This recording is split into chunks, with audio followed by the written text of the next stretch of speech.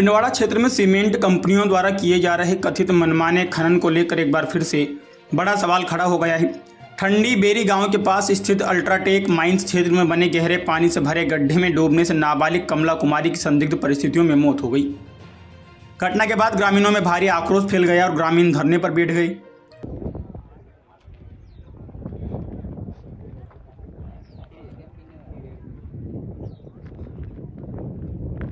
परिजनों का आरोप है कि माइंस क्षेत्र में बिना सायरन बजाए ब्लास्टिंग की गई, जिससे घबराकर नाबालिग बालिका पानी से भरे गहरे गड्ढे में जा गिरी और उसकी मौत हो गई। ग्रामीणों ने आरोप लगाया कि माइंस क्षेत्र में सुरक्षा के कोई पुख्ता इंतजाम नहीं थे और मौके पर कंपनी प्रशासन की ओर से कोई सुरक्षा कर्मी भी मौजूद नहीं था। जी सर, क्या मामला हुआ है? मामला इस तरह का हुआ है कि आज दिनांक को ब्लास्टिंग हुआ था। उसमें क्या हुआ कि ब्लास्टिंग में नहीं तो सायरन बजाते हैं, नहीं किसी प्रकार का सूचना देते हैं घरों में या ये पास में कोई माइनिंग के पास में लोग रहते हैं ना उनके लिए। तो आज क्या हुआ कि बच्चे या कोई बकरी चरा रहे थे, तो उसमें क्या हुआ कि ब्लास्टिंग अचानक हो गया था। अचानक होने से क्या कि सायरन नहीं बजा और अचानक हो गया, तो बच्चे इधर थे, वो लड़कियां थी बड़ी है, वो अचानक अंदर पानी में गिर गई। पानी के गिरने से वो उसकी मौत हो गई। तो उनका घर वालों को पता, बकरी घर पे पहुंच गई तो पता चला कि बच्ची क्यों नहीं आई है। तो तुरंत यहाँ पर दौड़ के आए थे और देखा तो पानी के अंदर वो डूबी हुई थी। तो एक लड़के ने तुरंत अंदर कूद के और बच्चे को बाहर निकाली। बाहर निकालने के बाद उसको देखा कि इसे जिंदे, तुरंत हॉस्पिटल लेके जाने के उपचार के लिए जाना पड़ता है। तो लेकिन उसने वो देखा खत्म हो गया। तुरंत उसने ये पहाड़ी के ऊपर चढ़ के तुरंत आवाज मारी तो घर के परिवार दौड़ के आए। परिवार आके तो फिर वो उसकी तो खत्म ही थी बहुत पूरी तरह। तो फिर उनने सूचना और भी गाँव वालों को दी कि भाई इस तरह की घटना है। ये सूचना सर, मेरा कहना का मतलब ये है कि ये सूचना मैं इस प्रशासन या अल्ट्राटेक को कई बार दे चुके हैं, मौखिक पर और लिखित पर, लेकिन ये मतलब ये बिना सायरन से बजाने।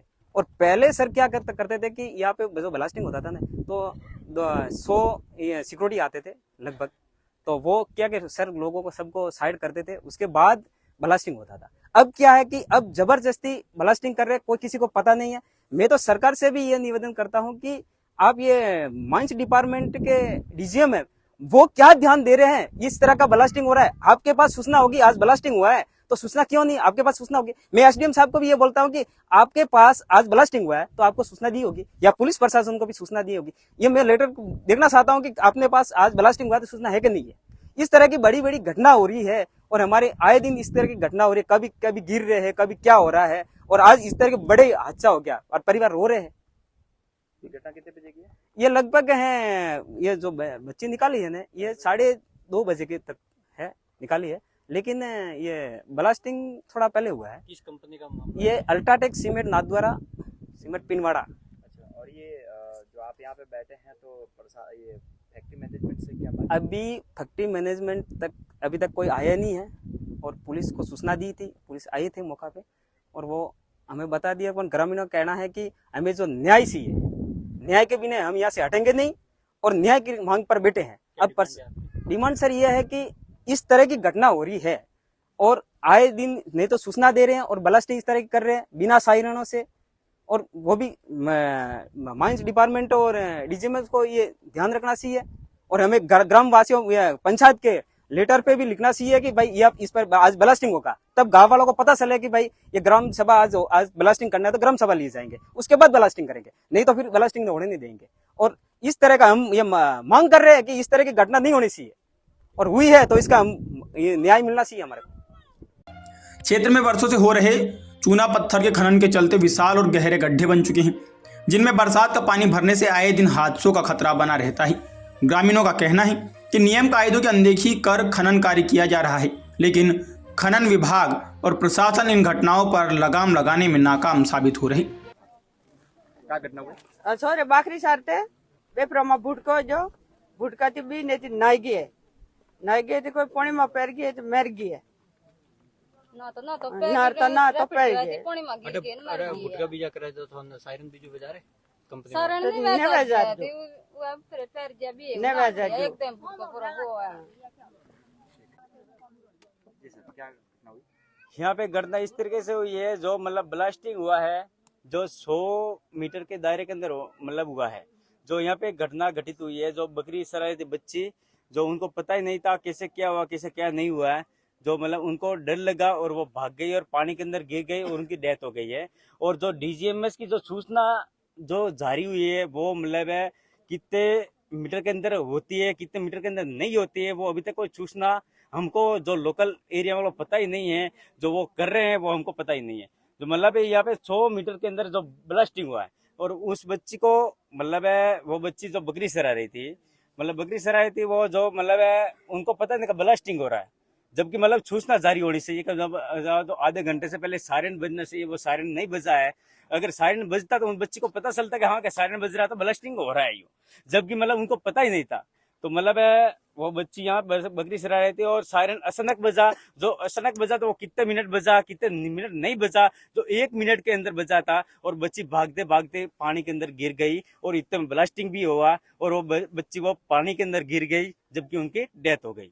और इतनी घटना घटित हुई है। उन ऐसे कोई मामले हो चुके इतने मामले न जाने कितने हुए हैं जो मतलब आइंदा बाद मतलब ये तो पानी के अंदर गिरी हैं और दौड़ते दौड़ते न जाने बच्चे मतलब है उनको पैर भी फ्रैक्चर हुए हैं और न जाने मतलब है क्या क्या घटित नहीं हुई है। और घरों के अंदर भी दरारें कई प्रकार की है, लेकिन आज तक कोई सूचनाएं नहीं जारी हुई है। और हम यही कहना चाहते हैं कि जो मतलब डीजीएमएस की जो सूचना आती है वो सूचना इन कंपनी वाले को जो इसके खिलान के अंदर जो माध्यम से जो ड्यूटी करते हैं, जो डीजीएमएस से जुड़े, उनको भी मतलब हमको लोकल एरिया को जो सूचना कहनी चाहिए वो भी आज तक नहीं कही है। ये हम मतलब कहना चाहते हैं। अगर इस तरीके से जो अन्याय हमारे साथ हो रही है, वो अगर अन्याय हमारे साथ घटित हो रहा है तो हम क्या मतलब गरीबों के साथ मतलब हम इतने भी मतलब वो पागल नहीं है जो मतलब इस तरह घटना घटित हम सहन सके। और घटनाक्रम के बाद में आपने प्रशासन को सूचना दी? प्रशासन को न जाने कितनी बार बोला हमने, लेकिन प्रशासन ने भी आज तक हमारा कोई मतलब सुनवाई नहीं की है। अभी घटनाक्रम के 4 घंटे के बाद भी अभी प्रशासन का कोई सक्षम व्यक्ति आपसे बात करने या कंपनी का कोई व्यक्ति? देखो कंपनी का व्यक्ति आज तक अभी तक मतलब जो घटित हुई है घटना 4 घंटे हुए हैं, अभी तक कोई मतलब व्यक्ति हमारे सामने नहीं आया, ठीक है। और रही बात जो पुलिसकर्मी आए थे वो भी हमारे से बातचीत करके वो भी चले गए हैं। और जो कंपनी से जो थ्रू जो लगे हुए हैं जो मतलब प्रशासन, वो भी अभी हमारे तक अभी तक कोई आए नहीं है। क्या वार्ता हुई है? कोई वार्ता अभी तक हुई नहीं है।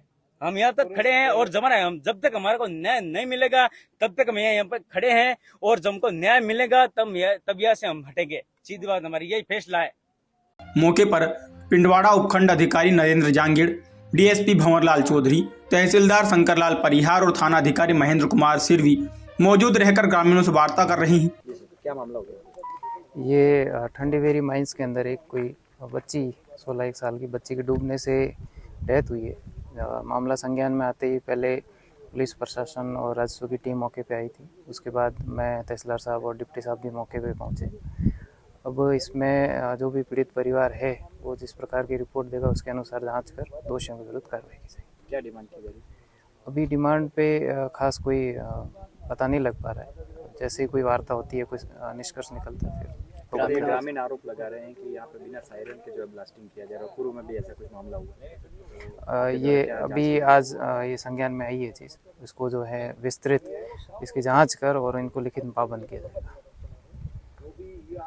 वहीं माइंस में कार्यरत खेतान कंपनी के कर्मचारियों ने ब्लास्टिंग कार्य की जिम्मेदारी से पल्ला झाड़ लिया है।